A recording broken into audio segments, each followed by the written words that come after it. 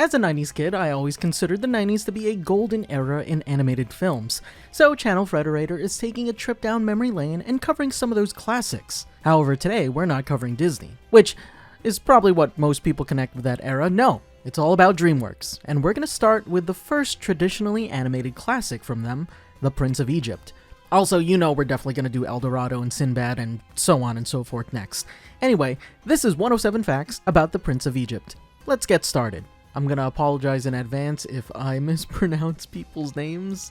I'm so sorry. Number 1. The idea for The Prince of Egypt actually predated Dreamworks itself. Jeffrey Katzenberg, the K in Dreamworks SKG, had wanted to make an animated film about Moses during his time at Disney, but Disney brass were hesitant to tackle a religious subject. When Katzenberg left Disney and co-founded Dreamworks in 1994, he made the Moses project his #1 priority. Number 2. Katzenberg's new studio jumped into production on the Moses film almost immediately. It became DreamWorks Animation's first traditionally animated feature, and second feature overall after the CG movie Ants. Early on, they decided on the title The Prince of Egypt, which was also the title of a 1949 novel and a chapter title in the 1956 Ten Commandments film, to emphasize Moses' royal upbringing.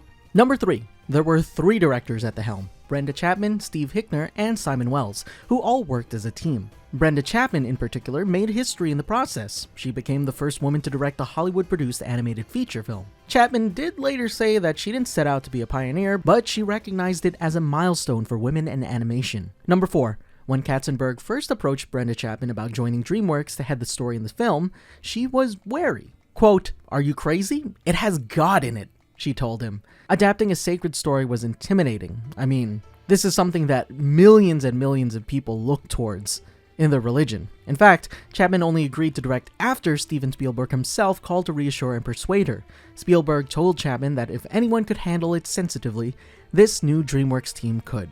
And with someone like Spielberg endorsing the new studio, it's hard to decline. Number 5. It took about 4 years to bring The Prince of Egypt from concept to screen. The production was massive. More than 425 artists, animators, and technicians worked on it. In Katzenberg's words, this wasn't just a cartoon, it was designed as an epic. Number 6. DreamWorks recruited talent from all over the place to staff this epic. The animation team ultimately included 350 plus artists from 35 different countries. Many key staff even came from Disney's ranks. Chapman herself had been a Disney story supervisor, and others from Spielberg's London-based Amblimation Studios. In fact, Katzenberg built a dream team of top animators and artists to tackle the project. Number 7. Jeffrey Katzenberg gave the directors an ambitious creative mandate. He told them he wanted the film to look as if it were drawn by Gustave Doré, painted by Monet, and directed by David Lean. In other words, he envisioned rich, classical-inspired imagery with epic, sweeping scope. No pressure, right? Number 8. There was one thing that Katzenberg insisted on: The Prince of Egypt should not look or feel like a Disney film.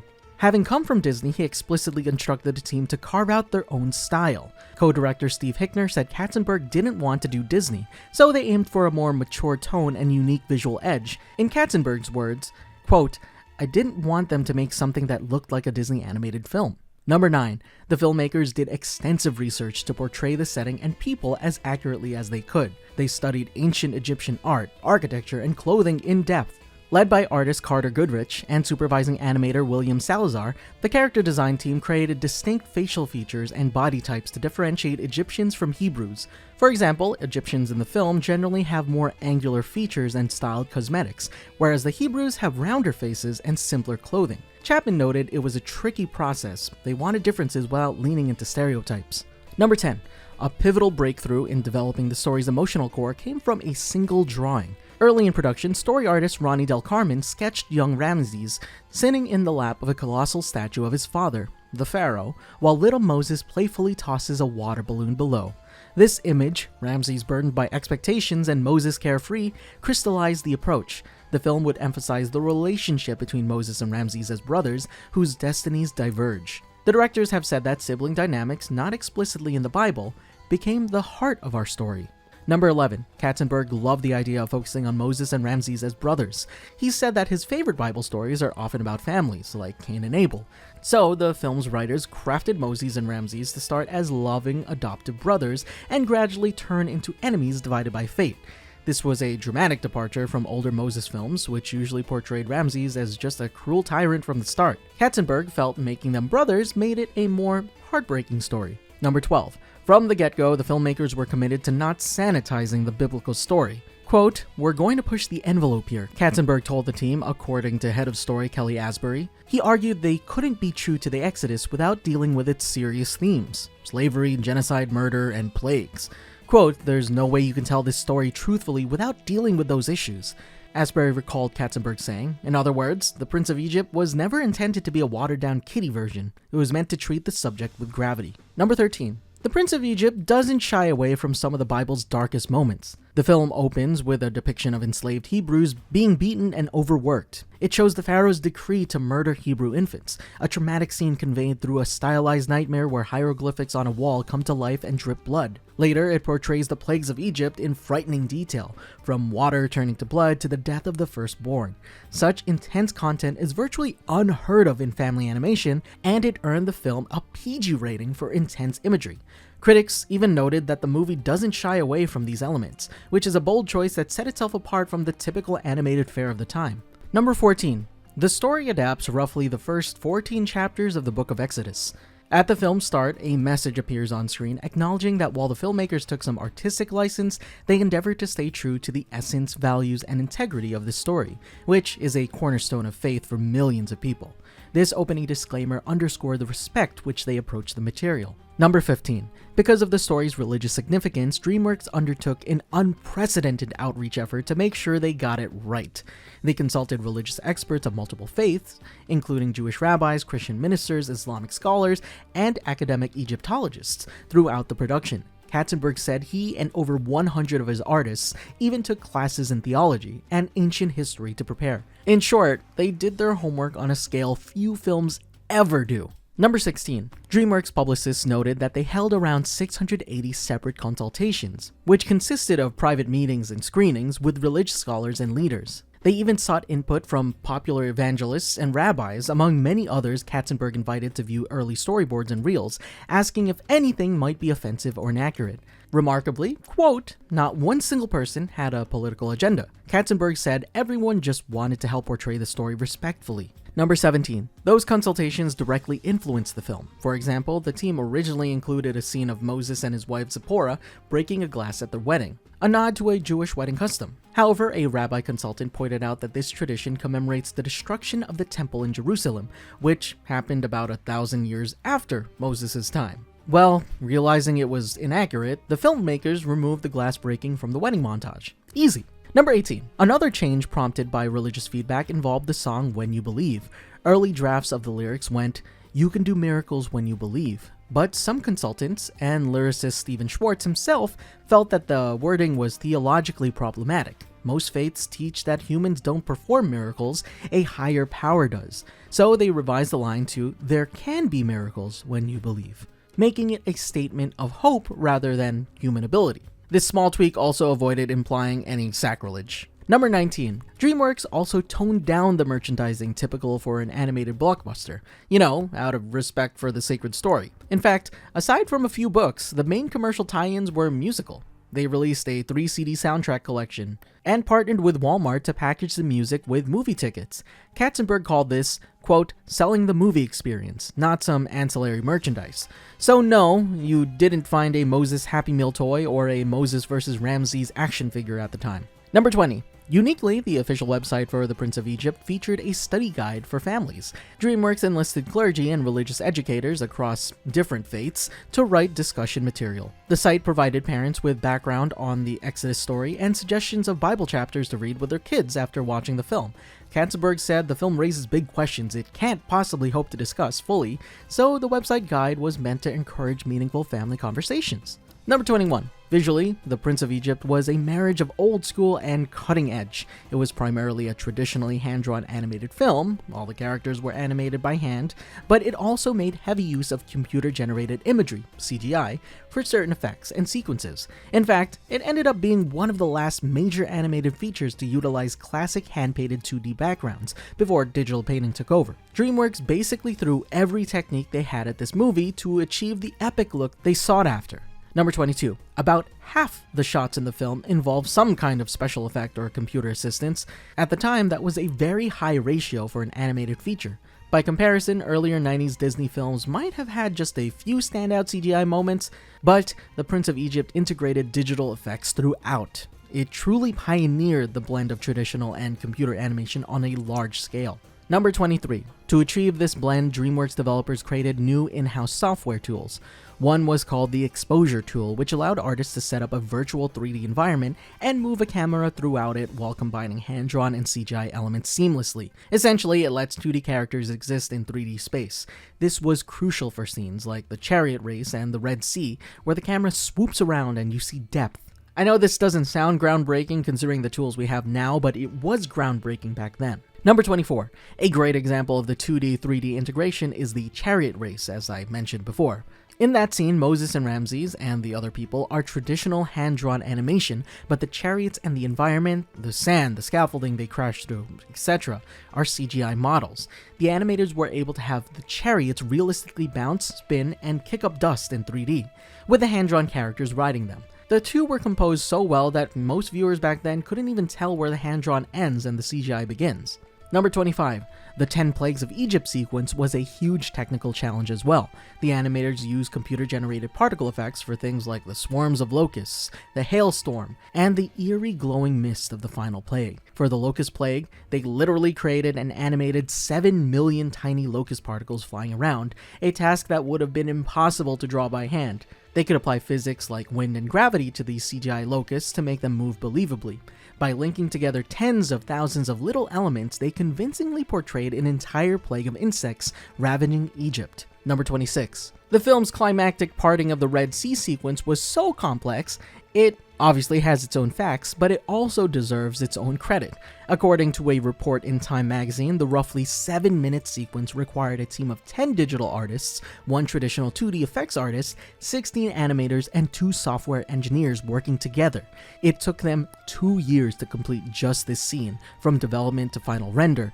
It's an enormous set piece that blends hand-drawn characters, which are the people, with massive digital water simulation. Again, this doesn't sound like a lot nowadays, but this is the mid-90s we're talking about.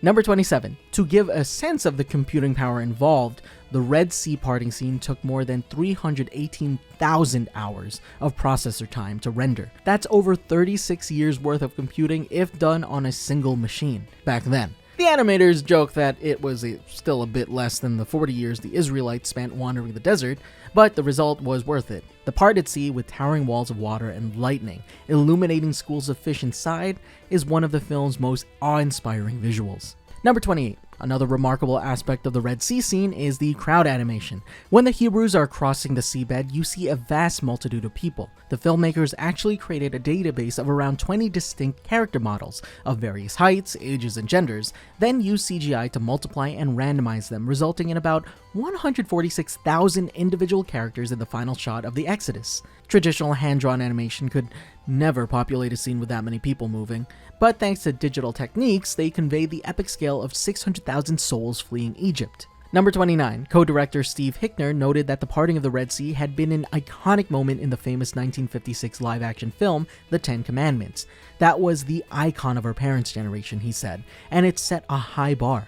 The Prince of Egypt team felt that they had to create an equally iconic version for their generation. And honestly, I think they did it. The Red Sea sequence combined state-of-the-art effects with artistic imagery like the whale silhouette in the wall of the water to etch itself in viewers' memories, and many consider it one of the most impressive animated sequences ever done. Number 30. The animators paid attention to authentic detail wherever they could.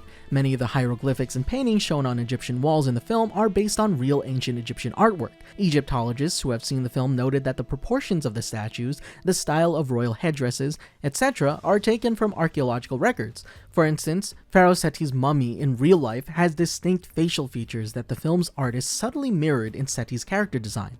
These touches might not be noticed by most viewers, but they add to the film's richness and credibility. Number 31. The late Kelly Asbury served as head of story on Prince of Egypt. In a 1998 interview, he said Jeffrey Katzenberg told him, quote, "We can't make this movie and be true to it without dealing with the issues that are in it. We have slavery, we have genocide, all of those things are part of the story of Moses."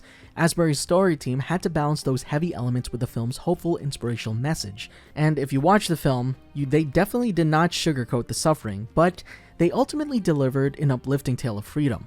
Number 32. Unlike some multi-director animations, where each director handles separate sequences, Chapman, Hickner, and Wells worked very closely together on every aspect of The Prince of Egypt. Chapman was the central story guru. Hickner had a background in producing in sequences, Wells had experience in action set pieces, and they would all confer on decisions rather than splitting the film into chunks. Hickner said that there was a tremendous attitude that this was going to be a place for artists to really explore, and the three directors would even jointly review things like storyboards and animation dailies. This unified approach helped give the film a consistent tone. Number 33. From the earliest planning, the team decided not to insert a goofy sidekick or a typical cartoon comedy subplot. There are no talking animals in Prince of Egypt, no jester character cracking one-liners, and that was very deliberate. As Hickner put it, there was no room for cute sidekicks and family-friendly humor of any kind given the story's tone. The result is that the film maintains a dramatic, respectful atmosphere throughout, something quite unusual for an animated feature in the 90s. Like I said, this ain't no Disney. Number 34. That said, the movie isn't entirely without humor. The primary comedic relief comes from the pharaoh's eccentric high priests, Hotep and Huey, voiced by comedy legends Steve Martin and Martin Short. Their number, Playing with the Big Boys, adds a bit of levity, showing the priests performing hocus-pocus tricks to outdo Moses. Short and Martin's natural comedic chemistry shines in their banter. It's a brief respite of humor in the otherwise serious narrative, and audiences love that the two Martins are essentially doing an ancient Egyptian vaudeville act. Number 35. The voice cast of The Prince of Egypt was one of the most star-studded of its era. The film's main characters are all voiced by A-list actors. Val Kilmer as Moses, Ralph Fiennes as Ramses, Michelle Pfeiffer as Zipporah, Sandra Bullock as Miriam, Jeff Goldblum as Aaron, Danny Glover as Jethro, Patrick Stewart as Pharaoh Seti, and Helen Mirren as Queen Tuya, to name a few. It became something of a joke that practically every actor in Hollywood was in its cast, but their performances do lend a bit of real gravitas and personality to the animated characters.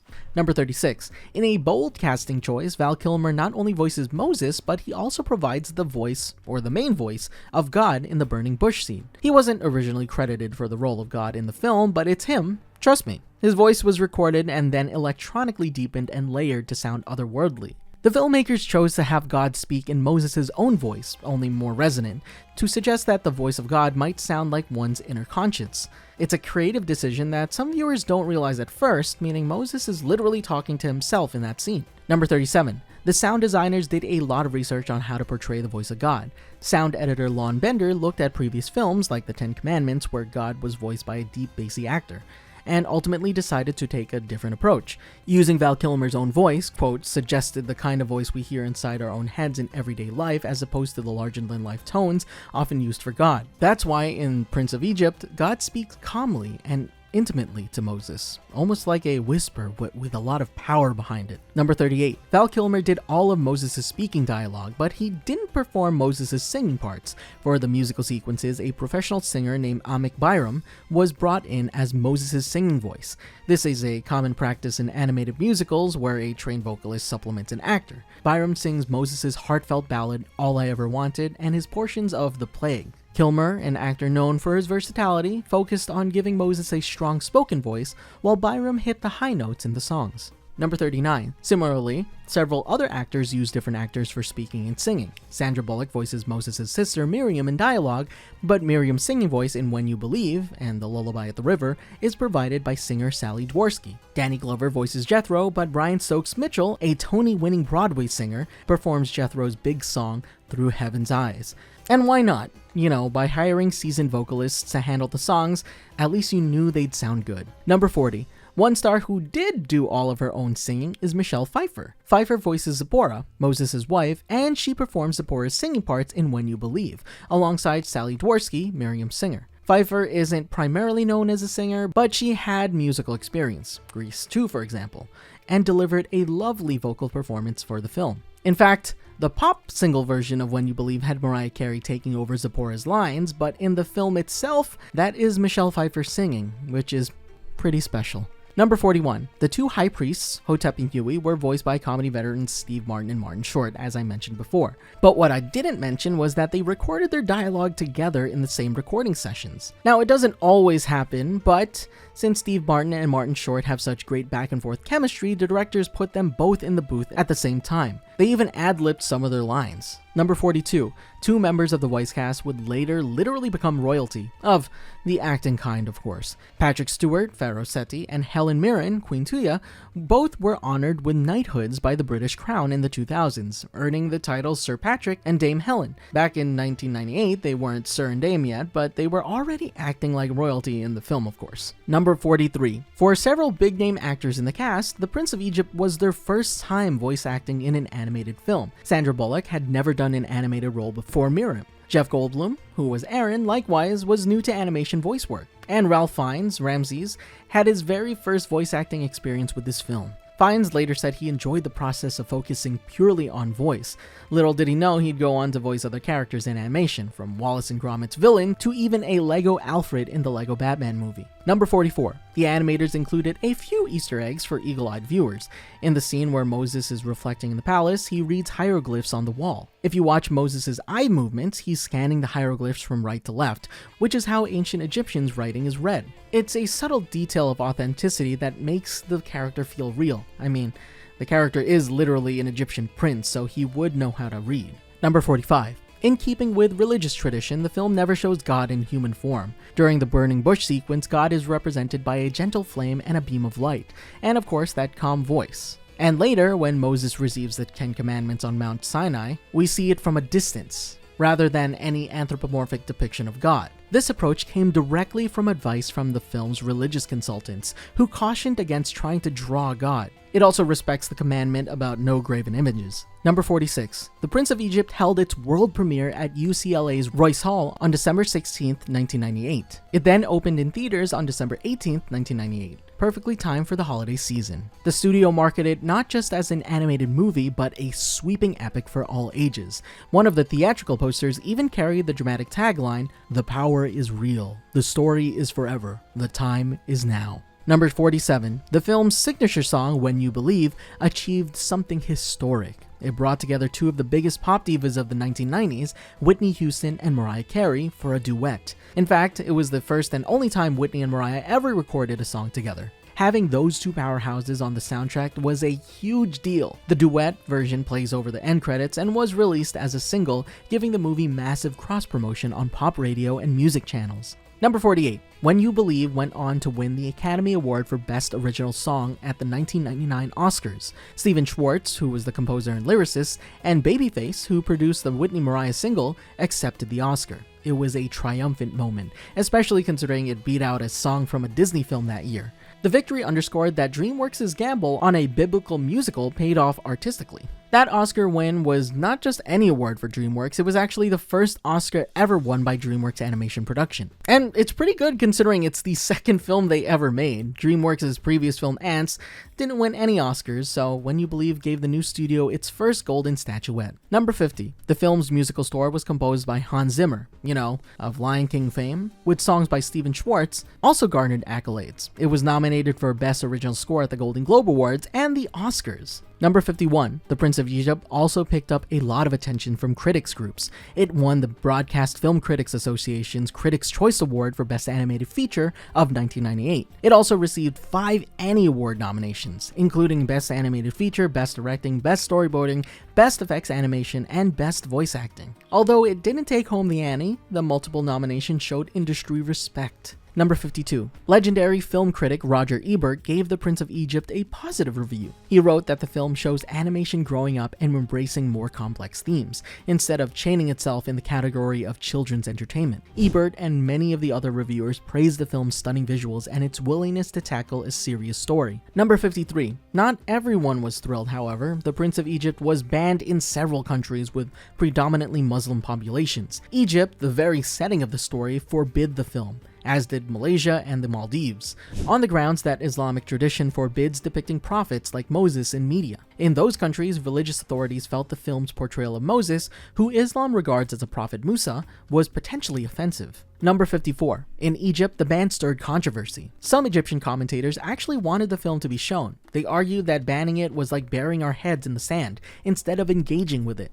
One Egyptian director said the animation was brilliant, but called the content poison-laced chocolate. Beautiful, but historically problematic. The Egyptian censors ultimately never approved it, so the Prince of Egypt never had an official theatrical run in that country. Number 55. Despite pockets of controversy, The Prince of Egypt was a box office success. It grossed about $101 million in the United States and about $117 million internationally, for a worldwide total of approximately $218 million. At the time, this made it the highest grossing non-Disney animated film ever. It was a solid financial win for Dreamworks, especially given its $70 million production budget. Number 56. In the US, it became one of the first animated features by a studio other than Disney to cross the $100 million mark domestically.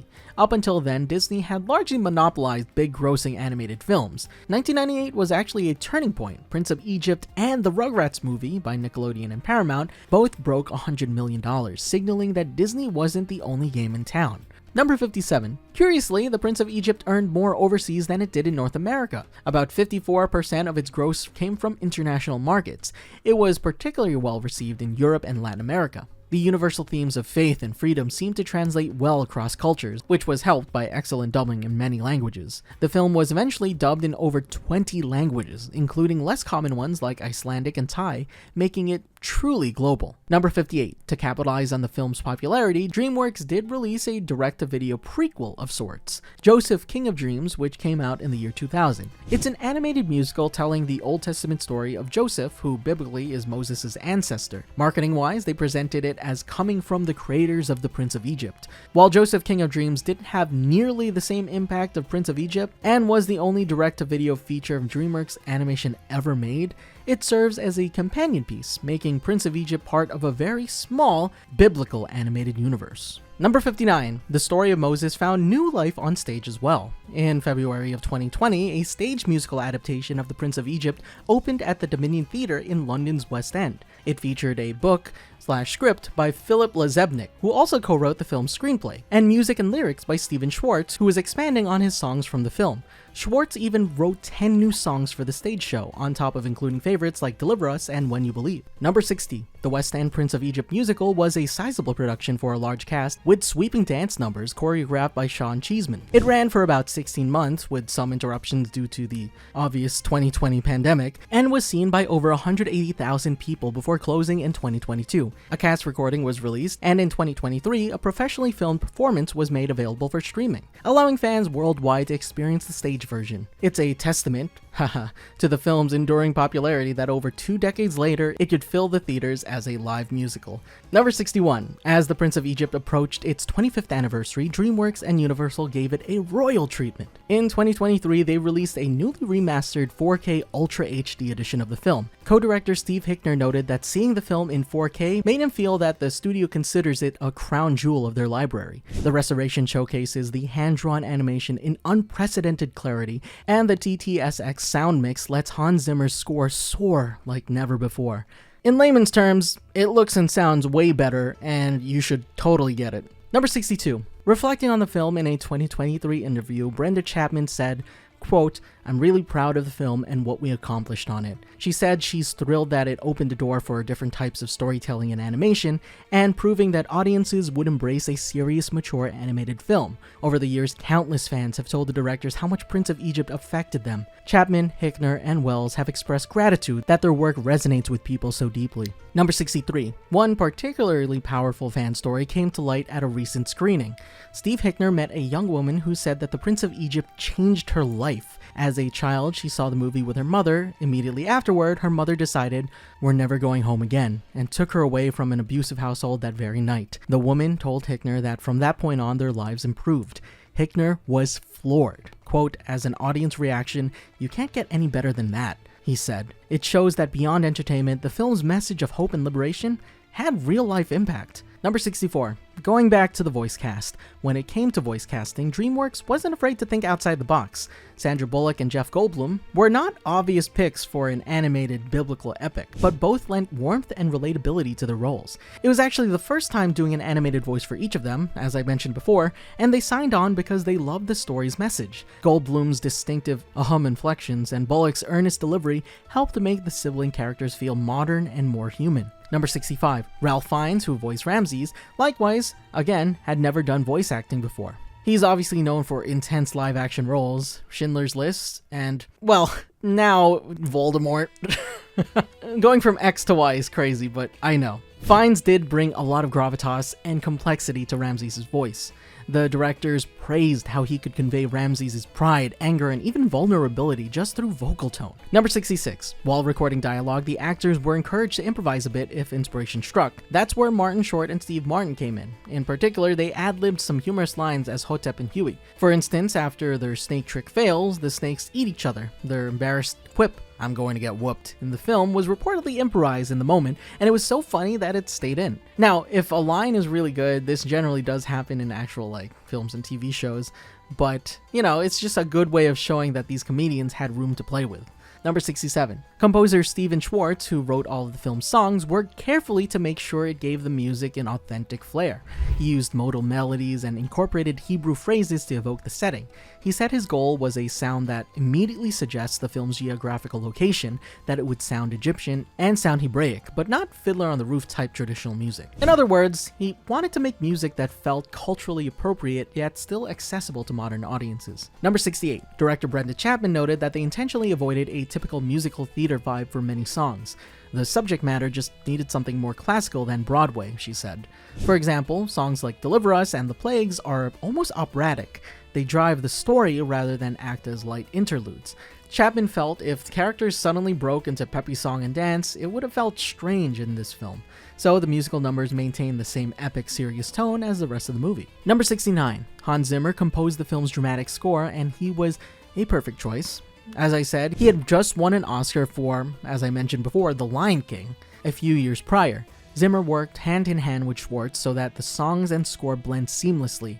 For instance, they share leitmotifs. The melody of Deliver Us recurs in the orchestral score during the Red Sea scene. The film's sweeping choral-backed score earned Zimmer and Schwartz an Oscar nomination for Best Musical or Comedy Score. Even though they didn't win, they did lose to Shakespeare in Love that year, the score remains a fan favorite for its emotional power. Number 70. The iconic song When You Believe almost didn't start out as the pop anthem we know. Early drafts had it as a celebratory song right after the Red Sea crossing, but Schwartz retooled it into a more contemplative piece before the miracle, during the Exodus when the Hebrews are unsure if they'll survive. This made the song about maintaining faith in the face of uncertainty, which is a more nuanced message. Notably, the lyrics When You Believe never explicitly mention God by name, aside from the Hebrew verses. It was written to be a universal expression of hope and faith that people of any belief could relate to. Number 71. There are 6 main songs in the movie. Deliver Us, All I Ever Wanted, Through Heaven's Eyes, Playing with the Big Boys, The Plague, and When You Believe. Each serves a distinct purpose. For instance, Deliver Us sets the epic tone and gives a glimpse of the Hebrew sufferings. All I Ever Wanted is Moses' introspective I Want song, where he expresses his confusion about his identity, followed by a tender lullaby reprise sung by Queen Tuya, voiced by Helen Mirren, to baby Moses. That reprise, which is the river lullaby, actually echoes the melody that Moses' birth mother sang earlier, tying his two families together through music. Number 72. The filmmakers took a few creative liberties with the Exodus narrative, mainly to dramatize relationships. One notable invention is Moses' relationship with Ramses. In the Bible, their personal dynamic isn't described. Exodus doesn't specify if Pharaoh knew Moses growing up. The movie portrays them as brothers turned rivals, which is not stated in scripture but adds emotional depth. As Katzenberg pointed out, this makes the story heartbreaking because two brothers who loved each other end up on opposite sides of destiny. Number 73. Another dramatic addition in the film is that Moses learns of his Hebrew identity as an adult, and it's a major revelation that turns his world upside down. In the book of Exodus, it's implied Moses always knew he was Hebrew, raised in Pharaoh's house, since he goes out to see his brethren and intervenes. The filmmakers added the secret adoption reveal, including the poignant scene where Miriam sings their mother's lullaby to Moses to give Moses a classic hero's identity crisis.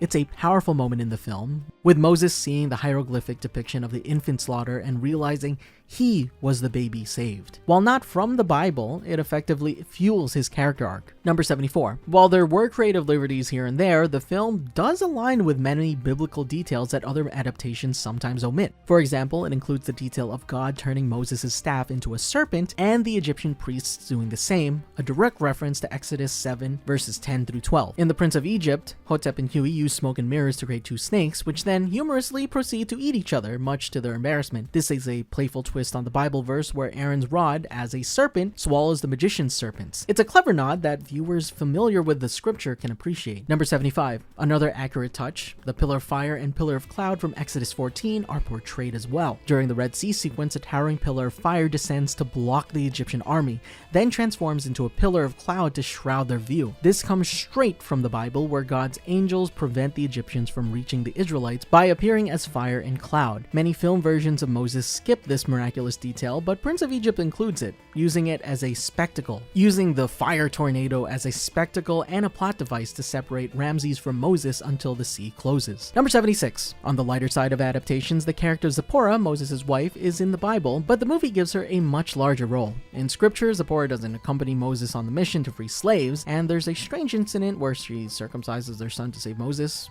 which is far too complex for the film. The movie instead portrays Zipporah as a strong supporting character throughout. She even goes back to Egypt with Moses and is present during the plagues. This not only provides a female lead for the story, but also a romantic subplot.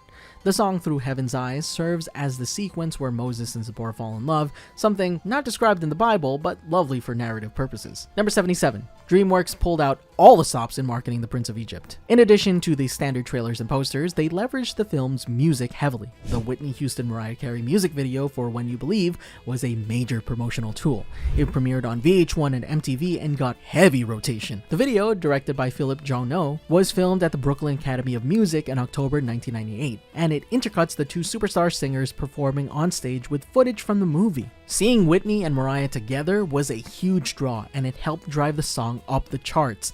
It even hit number 15 on the Billboard Hot 100. Number 78. The soundtrack strategy for this film was unusual. Dreamworks Records released 3 different soundtrack albums. The first was the official Prince of Egypt soundtrack with the score and movie songs. Then they put out inspirational and Nashville albums. The inspirational one, for example, featured contemporary Christian and gospel artists like Trinity 5-7 and Boyz II Men performing songs inspired by the film. Number 79. On the other hand, Nashville had country artists like Randy Travis and Faith Hill doing the same, performing songs inspired by the film. Number 80. This multi-genre approach was meant to reach faith-based and country music audiences, and the strategy paid off. Collectively, the 3 albums sold over 2 million copies, with the official soundtrack going platinum in the United States. Number 81. The single When You Believe, beyond its awards, reached number 15 on the Billboard Hot 100, like I have mentioned before, and won an NAACP Image Award for Outstanding Song. The soundtrack album was certified platinum by the IRAA, which means that it sold over 1 million in the US, and the inspirational soundtrack with gospel artists also performed well, which was spurred by the crossover single I Will Get There by Boyz II Men. Clearly, the music struck a chord with audiences, and to this day, there are videos of church choirs performing When You Believe and Deliver Us on YouTube. Number 82. Schwartz said that out of all the songs he's written, When You Believe holds special meaning because of how many people have told him it inspired them or got them through tough times. In fact, at Whitney Houston's funeral in 2012, the song was performed as a tribute, which is a testament to its powerful message that originated with this film. Number 83. The voice recording process created some emotional moments. Michelle Pfeiffer reportedly was moved while recording Miriam Zipporah's duet reprise of When You Believe. Similarly, Val Kilmer got so into character during Moses' more intense lines, like confronting Ramses, that directors sometimes had to ask him to pull back a touch so it wouldn't overpower the animation. These actors weren't just phoning it in, they really connected with the material. Number 84. At the 27th Annie Awards, while the film didn't win any of the 5 nominations like I had mentioned before, it did win 1 Annie Juried Award. Technical achievement for the development of its exposure tool vehicle that integrated 2D and 3D. Number 85. In some countries, the film is regularly broadcast on network television during religious holidays. For example, in the US, major networks have occasionally aired it around Easter or Passover, following in the tradition of airing the Ten Commandments film. In the Philippines, it's televised during Holy Week, which speaks to the film's resonance that it's used almost in an educational or observance context. Number 86. At the end of the film, as Moses steps down from the mountain, a gentle reprise of the melody from Deliver Us plays in the score, symbolizing that the prayer of the Hebrews had been answered. Director Simon Wells said that they chose to end on this note to show that Moses' journey continued with the giving of the law. Number 87. Looking back, Jeffrey Katzenberg considers The Prince of Egypt one of the projects he's proudest of in his career. He once stated that if people accuse him of cashing in on the Bible, he's okay with that, as long as they acknowledge that we've done an honorable job telling the story. Number 88. The Prince of Egypt has certainly left its mark on pop culture. Lines from the film, like Moses' resolute "Let my people go," have been referenced and homaged in various media. Number 89. The song When You Believe became so iconic that it was later performed by finalists on talent shows like American Idol and even by a children's choir at the 2007 Nobel Peace Prize concert. Number 90. The film's striking imagery, Moses parting the sea, the burning bush, is often used in documentaries and educational videos about animation. In short, Prince of Egypt definitely transcended the animated movie label that it had and is used literally everywhere now. Number 91. The legacy of the Prince of Egypt also lives on in theme parks, interestingly. At Universal Studios Singapore, they had a section of their Lights Camera Action exhibit demonstrating how the Red Sea scene was made, as an example of movie magic. Even though the film itself isn't a franchise with sequels, its influence can be felt in various corners of entertainment. Number 92. Perhaps most importantly, The Prince of Egypt showed that there is an audience for faith-based animation when done with quality and respect. After its release, there were attempts by other studios to tap into the market, like Fox's The Miracle Maker in 2000, a stop-motion film about Jesus. In the 2010s, there has been a resurgence of animated Bible adaptations, often direct-to-video or on streaming, but Prince of Egypt remains the gold standard of that niche. Even today, Christian film reviewers and religious educators recommend it as one of the best films for depicting biblical events. Number 93. Co-director Simon Wells had a personal connection to the material through family history. He's actually the great-grandson of sci-fi author H.G. Wells.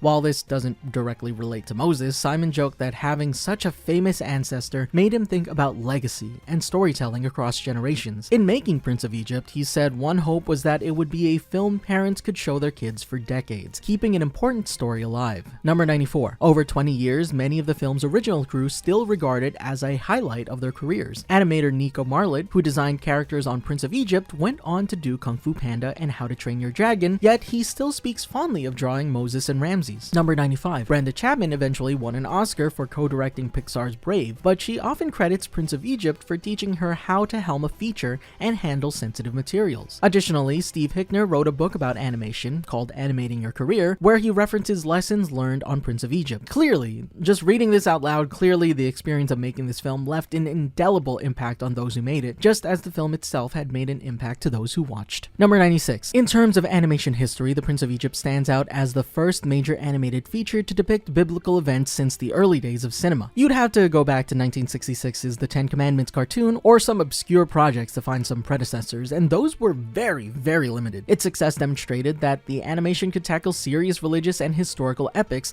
and not just fairy tales or kids stuff. This helped broaden the perception of what an animated film could be, paving the way for more genre diversity in animated storytelling. Dreamworks itself continued to experiment, although after 2003 they went fully CGI, they still took risks with films like Kung Fu Panda, which is a martial arts comedy, and Sinbad, a mythological adventure. Number 97. While The Prince of Egypt didn't spawn a direct sequel apart from the prequel Joseph video, it did lead Dreamworks to briefly consider making another Old Testament epic. There were talks of adapting the story of David and Goliath into animation, but ultimately that project didn't materialize at Dreamworks. Number 98. However, the studio did revisit biblical territory in a completely different way. In 2014, Dreamworks Animation produced VeggieTales in the House for Netflix, a series with comedic Bible-inspired stories, which are very different in tone. But it's interesting to note how one film can influence a studio's trajectory and interests over time, even in a completely unexpected way. Number 99. The film's home video release was extremely popular. The Prince of Egypt was released on VHS and DVD in September 1999 and sold millions of copies, becoming one of the top-selling VHS titles of that year. The VHS clamshell even included an insert with the lyrics to When You Believe, so families could sing along. The DVD, a relatively new format at the time, featured behind-the-scenes extras, including a multi-language reel of Deliver Us with 12 different dubs. For many kids who grew up in the late 90s 90s and early 2000s, owning The Prince of Egypt on video meant watching it over and over and over. For me, it was The Swan Princess, but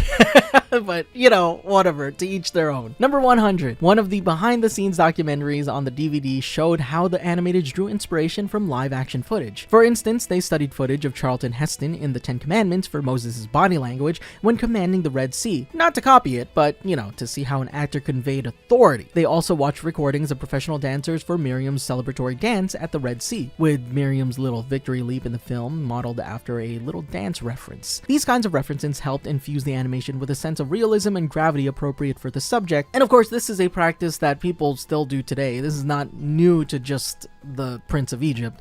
But, you know, we're just showing you how they did take inspiration from footage. Number 101. Although the film is steeped in ancient history, the dialogue was kept in a neutral, accessible tone, which is not too archaic. The screenwriters, Philip Lazebnik and Nicholas Meyer, consciously avoided these and thous. One interesting choice: Moses refers to God as Lord or God, whereas Ramses calls the Hebrew God, or simply God, sarcastically. They decided not to use a specific name in the dialogue to keep it, you know, non-denominational. Number 102. The film's animators and effects artists won Visual Effects Society Awards years later for their work when the VES Awards were created, retroactively honoring landmark effects. The parting of the Red Sea in Prince of Egypt was highlighted in 2008 by the Visual Effects Society as one of the 50 most influential visual effects sequences in film history. It's listed among scenes from Star Wars, Jurassic Park, etc. A rare honor for a traditionally animated film. This recognition underscores how groundbreaking that sequence was in blending techniques and thrilling audiences. Number 103. The Hebrew text that appears in the film is generally accurate. For example, on the Final Commandments tablets Moses holds, you can actually see Hebrew writing. It's small and stylized, but those who freeze frame have noticed it includes the beginning of the Hebrew text of the Ten Commandments, like "I am the Lord thy God" in Hebrew. The Hebrew text also, when the pillar of fire appears, it forms the Hebrew letter Hey, which I